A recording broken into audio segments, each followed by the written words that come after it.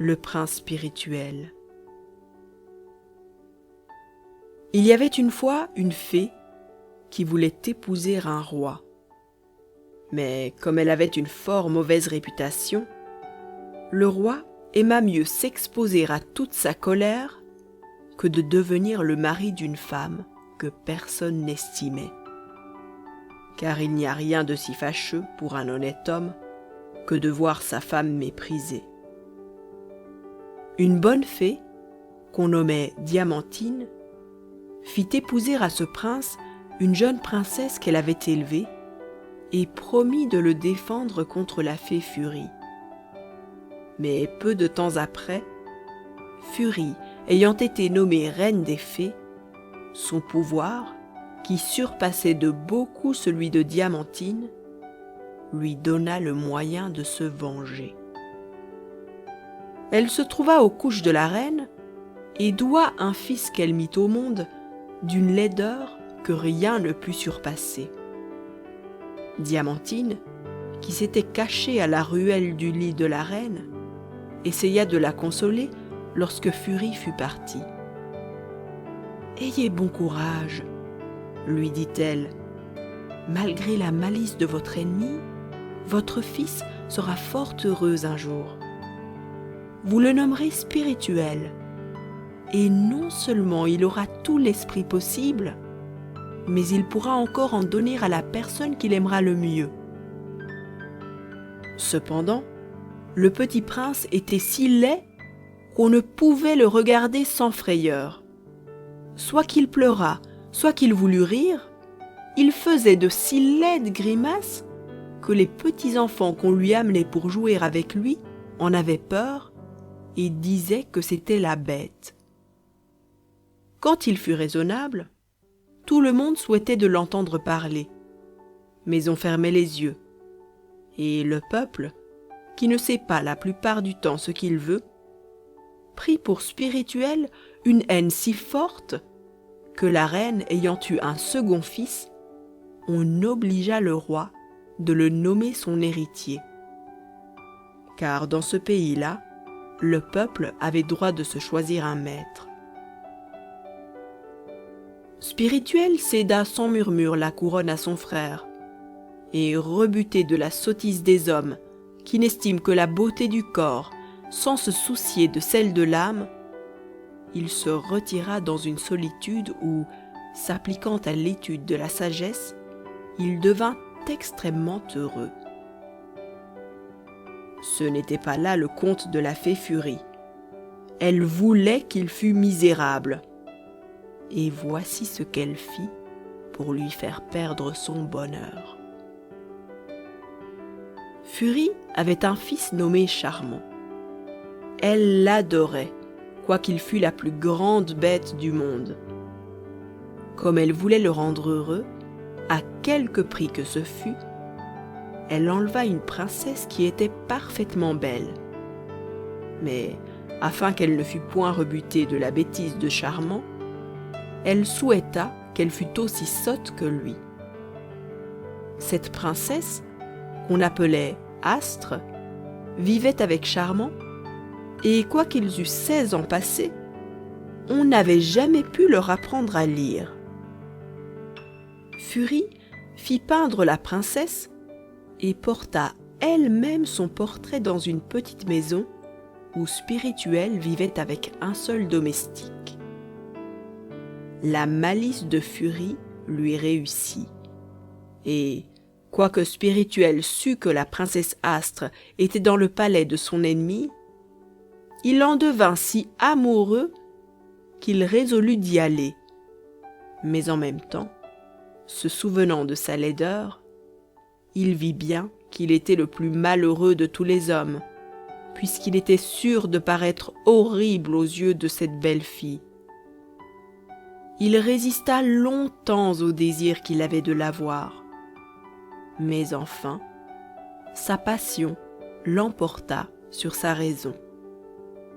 Il partit avec son valet, et Furie fut enchantée de lui voir prendre cette résolution pour avoir le plaisir de le tourmenter tout à son aise. Astre se promenait dans le jardin avec Diamantine, sa gouvernante. Lorsqu'elle vit approcher le prince, elle fit un grand cri et voulait s'enfuir. Mais Diamantine, l'en ayant empêchée, elle cacha sa tête dans ses 2 mains et dit à la fée: « Ma bonne, faites sortir ce vilain homme, il me fait mourir de peur. » Le prince voulut profiter du moment où elle avait les yeux fermés pour lui faire un compliment bien arrangé. Mais c'était comme s'il eût parlé latin. Elle était trop bête pour le comprendre. En même temps, Spirituel entendit Furie qui riait de toute sa force en se moquant de lui. « Vous en avez assez fait la première fois, » dit-elle au prince. « Vous pouvez vous retirer dans un appartement que je vous ai fait préparer et d'où vous aurez le plaisir de voir la princesse tout à votre aise. » Vous croyez peut-être que Spirituel s'amusa à dire des injures à cette méchante femme? Mais il avait trop d'esprit pour cela. Il savait qu'elle ne cherchait qu'à le fâcher, et il ne lui donna point le plaisir de se mettre en colère. Il était trop affligé, mais ce fut bien pis lorsqu'il entendit une conversation d'Astre avec Charmant. Car elle dit tant de bêtises qu'elle ne lui parut plus si belle de moitié et qu'il prit la résolution de l'oublier et de retourner dans sa solitude. Il voulut auparavant prendre congé de Diamantine. Quelle fut sa surprise lorsque cette fée lui dit qu'il ne devait point quitter le palais et qu'elle savait un moyen de le faire aimer de la princesse. « Je vous suis bien obligé, madame, » lui répondit Spirituel. « Mais je ne suis pas pressé de me marier. J'avoue qu'Astre est charmante, mais c'est quand elle ne parle pas. La fée Furie m'a guéri en me faisant entendre une de ses conversations. J'emporterai son portrait, qui est admirable, parce qu'il garde toujours le silence. » « Vous avez beau faire le dédaigneux, » dit Diamantine, « votre bonheur dépend d'épouser la princesse. » « Je vous assure, madame, que je ne le ferai jamais, à moins que je ne devienne sourd. Encore faudrait-il que je perdisse la mémoire. Autrement, je ne pourrais m'ôter de l'esprit cette conversation. J'aimerais mieux 100 fois épouser une femme plus laide que moi, si cela était possible, qu'une stupide avec laquelle je ne pourrais avoir une conversation raisonnable et qui me ferait trembler quand je serais en compagnie avec elle, par la crainte de lui entendre dire une impertinence toutes les fois qu'elle ouvrirait la bouche. »« Votre frayeur me divertit, » lui dit Diamantine. « Mais, prince, apprenez un secret qui n'est connu que de votre mère et de moi.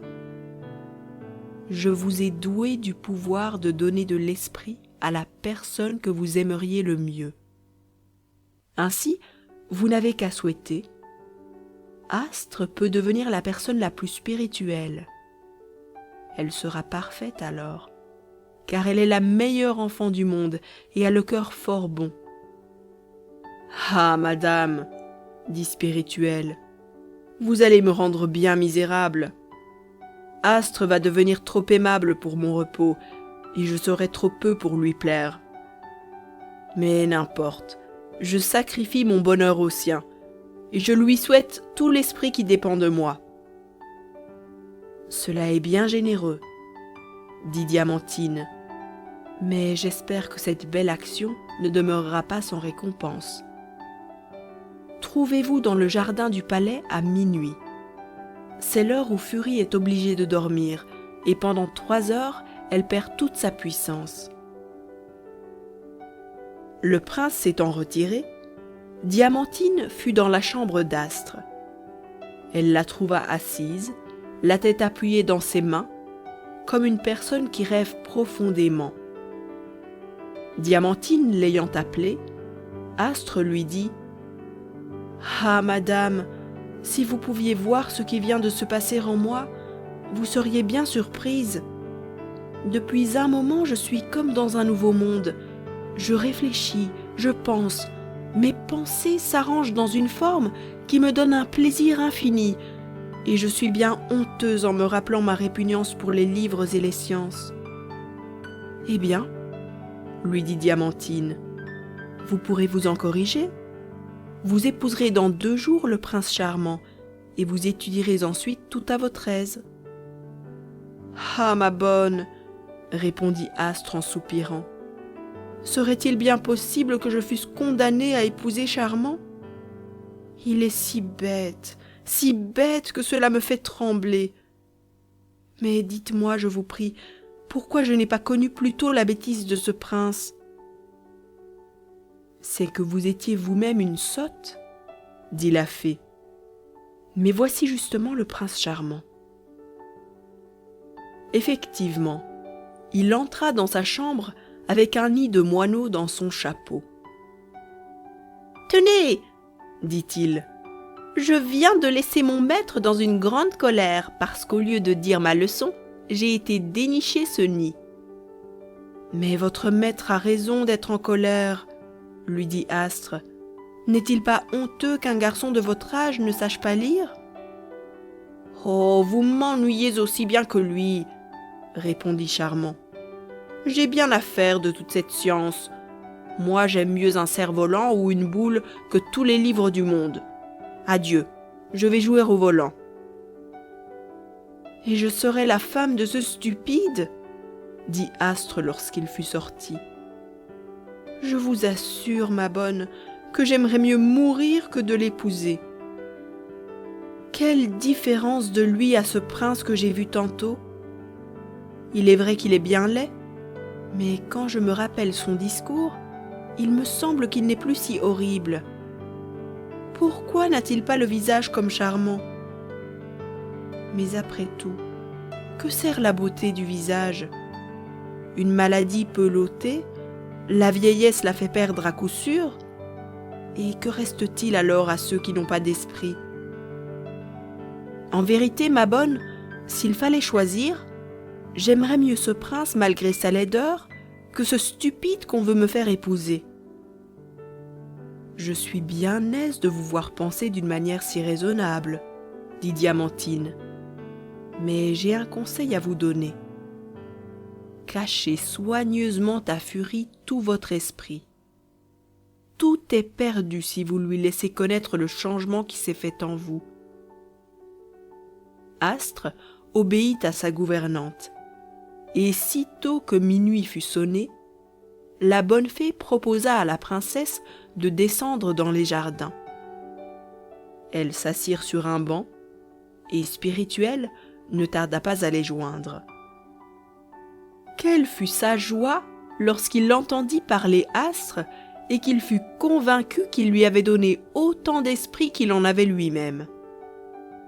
Astre, de son côté, était enchanté de la conversation du prince. Mais lorsque Diamantine lui eut appris l'obligation qu'elle avait à Spirituel, sa reconnaissance lui fit oublier sa laideur, quoiqu'elle le vît parfaitement, car il faisait clair de lune. « Que je vous ai d'obligation, lui dit-elle, comment pourrais-je m'acquitter envers vous? »« Vous le pouvez facilement, répondit la fée, en devenant l'épouse de Spirituel. Il ne tient qu'à vous de lui donner autant de beauté qu'il vous a donné d'esprit. »« J'en serais bien fâchée, répondit Astre. Spirituel me plaît tel qu'il est. Je ne m'embarrasse guère qu'il soit beau. Il est aimable, cela me suffit. »« Vous venez de finir tous ces malheurs, dit Diamantine. Si vous eussiez succombé à la tentation de le rendre beau, vous restiez sous le pouvoir de Furie. Mais à présent, vous n'avez rien à craindre de sa rage. Je vais vous transporter dans le royaume de Spirituel. Son frère est mort, et la haine que Furie avait inspirée contre lui au peuple ne subsiste plus.